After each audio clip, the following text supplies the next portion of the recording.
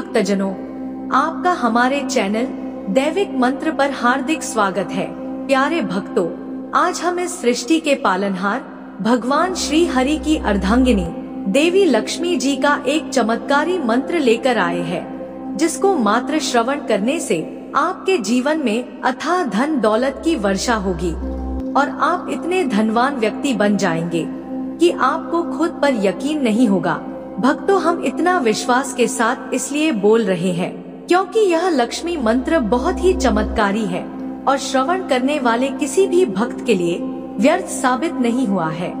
जिस भी व्यक्ति ने इस मंत्र को पूर्ण श्रद्धा व विश्वास के साथ सुना है, उसे अथाह धन दौलत की प्राप्ति अवश्य हुई है। तो प्यारे भक्तों, ज्यादा सोच विचार ना करके माता लक्ष्मी का ध्यान करते हुए पूर्ण श्रद्धा भाव से इस लक्ष्मी मंत्र को आज से ही सुनना शुरू करें।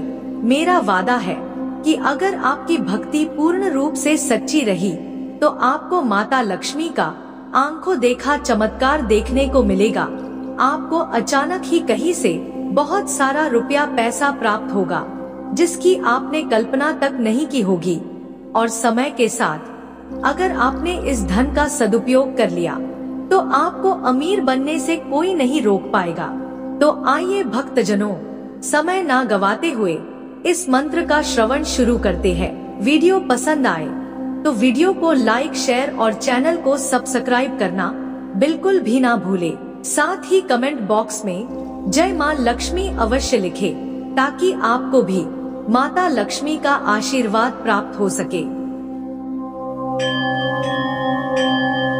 ओम ह्रीं श्रीं सर्वसंपत्ति रूपिणी नमः। ओम ह्रीं श्रीं सर्वसंपत्ति रूपिणी नमः। ओम ह्रीं श्रीं सर्वसंपत्ति रूपिणी नमः। ओम ह्रीं श्रीं सर्वसंपत्ति रूपिणी नमः। ओम ह्रीं श्रीं सर्वसंपत्ति रूपिणी नमः। ओम ह्रीं श्रीं सर्वसंपत्ति रूपिणी नमः। ओम ह्रीं श्रीं सर्वसंपत्ति रूपिणी नमः। ओम ह्रीं श्रीं सर्वसंपत्ति रूपिणी नमः।